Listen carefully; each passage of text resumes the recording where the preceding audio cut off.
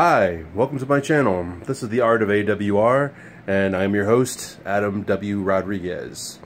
For this video, I'm going to be reviewing the Lies of Locke Lamora by Scott Lynch. But before I begin, I would like to invite you to subscribe to my channel.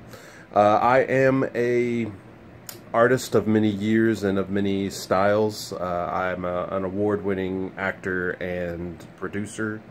I've been a commission and visual artist for many years, almost 30 years of that. So if you like the idea of watching reviews and getting recommendations and observations from a guy who's been in the art and entertainment industry for several years, consider subscribing to the channel and hitting that bell so that you get notifications every time a new video drops. Cool. Moving on. I've just read this book. I'm pretty excited to talk about it. It is The Lies of Locke Lamora by Scott Lynch. It is often described as Oliver Twist meets Ocean's 11 in a fantasy setting, and I totally agree with that assessment. It's very much like Oliver Twist in that it is about orphaned kids who are being trained to become master thieves and con men, and much like Ocean's 11, it's got a lot of focus on long cons and heists and stuff like that. The series is called the Gentleman Bastard series. It's very reminiscent to me of like the old Lamora series, which was done by Fritz Leiber back in the late 50s, early 60s. He was the guy that I hear is credited for coming up with the term sword and sorcery. He very much like Scott Lynch in this. There's a lot of parallel in that both of these storytellers have a urban adventure in that the whole story, at least in this first book for Scott Lynch, is set in a city, in this fantasy city that sort of becomes its own character in its own rights in the story itself. Also, like Leiber, the story is about the seedy underbelly of the city itself, the seedy thieves guilds and the politics and the characters therein. And also, like the Leiber series, Scott Lynch's Lies of Locke Lamora has a focus on a relationship between two characters. There's this partnership. In the case of Fritz Leiber, it's Fafnir and the Grey Mouser, and in the case of Scott Lynch, it's Locke Lamora and his partner Jean. I think it's Jean. I haven't heard the name pronounced out loud. I've only read it and not listened to an audiobook yet. So, moving on. I really like his style of storytelling. He's not afraid to be funny, and I really appreciate writers who like to use humor in their storytelling methods. He has great turns of phrase, great dialogue especially amongst his den of thieves that Locke Lamora is the leader of. The first 100 pages took a little getting used to. His format in this book has a lot of flashbacks, and I know a lot of folks, including myself, aren't too terribly nuts about flashbacks. But the flashbacks, I would say about 70% of the time, are really well used. Most of the time, you know, one of the reasons I hate flashbacks is because they end up being kind of information dumps that aren't terribly relevant to the rest of the story. But in this case, most of the time I get a flashback, it's directly relevant to the subsequent chapter. All it does is enrich the following chapter, what you learned in the flashback. So I really do like that about how Scott Lynch uses flashbacks. He also uses them very masterfully in that he uses them to do reveals in plot twists. You know, there are a couple of neat little eye-opening moments where I was just like, oh, this is what that is. That's cool, neat. You know, and you move on. You know, it makes the story a little richer. There are moments kind of at the top of the story, like the first 100 pages or so, and the back end. It starts to kind of mess with the pacing a little bit. It almost feels like Scott Lynch became a slave to his own format. Some of them were information dumps that weren't terribly relevant at times.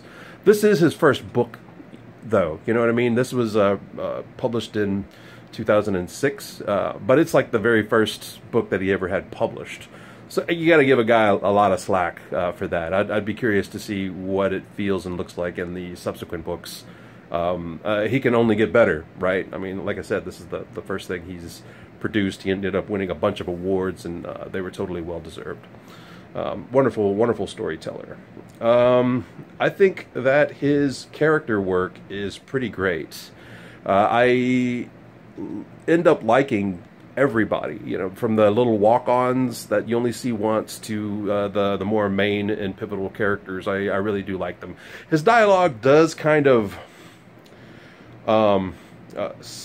at points, it doesn't feel like I'm listening to different people. There are times where the dialogue sounds similar enough between characters. Not always. Like he does like some cool stuff, like little, you know, speech patterns and certain vocabulary that only applies to certain guys. But there are points where I'm just like, oh, this kind of sounds like this guy and this guy. I mean, it doesn't matter as much in the Thief Guild, because that's kind of what happens when people hang out with each other. They tend to share language a lot, and I appreciate that. And that's not to say that his dialogue isn't brilliant, because it is brilliant. It makes me laugh out loud, and it's just another testament to how funny Scott Lynch is, and I appreciate that about an author. I think it's the mark of a good author, is somebody who can just kind of generally be humorous, and that humorous is kind of universal. You know, a lot of people can laugh at it. His villains were pretty good. I've read and seen other reviews where they call this grimdark, and I can understand, because at parts it does get pretty grim and gritty. You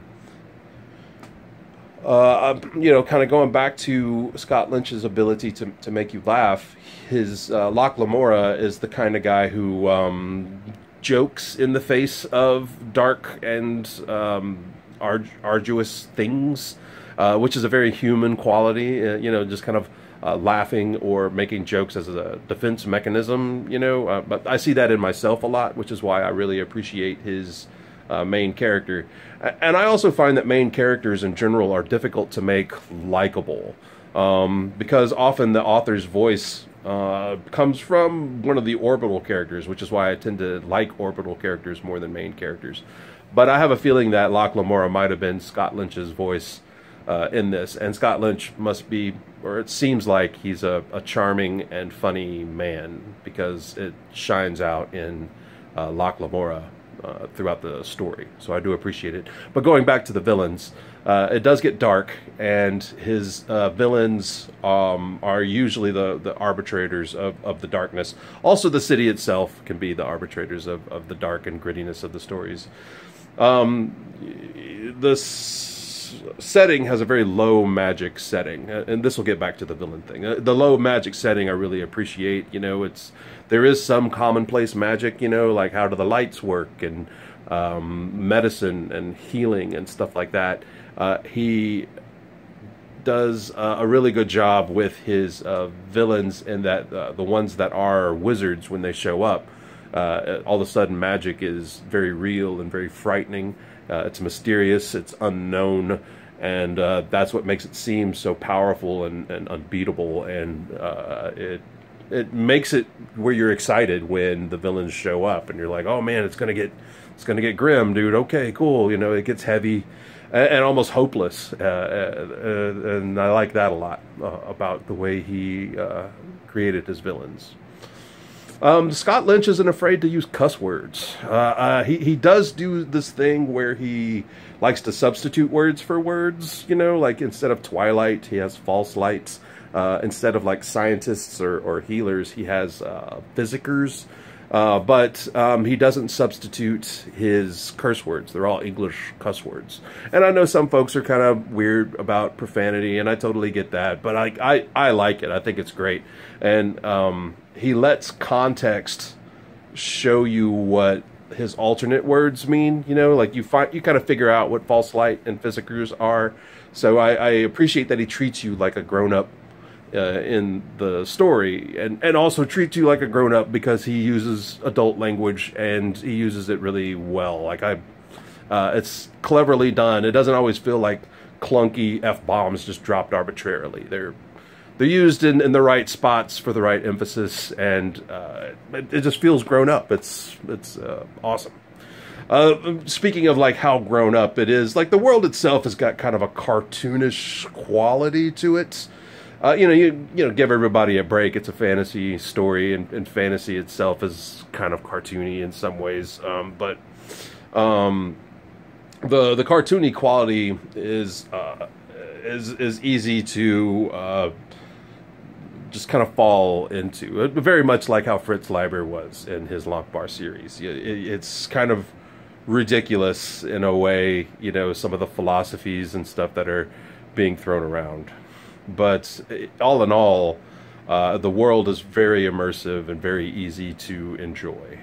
I would give this book probably an 8.5 out of 10, maybe even approaching a 9. You know, one of the biggest things that kind of took me out of the book, and it also falls towards some of Scott Lynch's greater strengths, is there's a choice that our main character made close to the end of the book, and it kind of took me out of the story. I was like, wow, I wouldn't have expected that decision. That's interesting.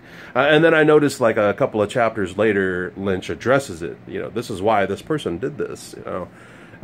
It made me wonder if like even Scott Lynch was like, oh, yeah, maybe that wasn't a decision that was totally character, but I'm going to explain why. And then he even doubles down a few chapters later. This happens like in the back end of the book. So I think he wanted a certain ending, and he justified it well enough, you know, where I was just like, okay, that's cool. I still enjoy the book, you know. But other than that, and like a little bit of the formatting, you know, he could have probably done a little bit less with the flashbacking and stuff like that.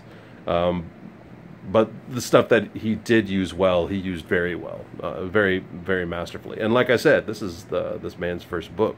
He's only going to get better. So I would totally suggest this story to anybody who is a fan of fantasy, particularly if you like the kind of urban adventure setting. If you like your Thieves' World, if you like your Lankmar, Fafnir and the Grey Mouser kind of stories, you'll definitely like The Lies of Locke Lamora. 8.5, maybe a 9. This is a great story. I hope you did enjoy my review of the Lies of Locke Lamora. If you enjoyed this video, please subscribe, give it a like, hit the bell for notifications, and I will see you next time.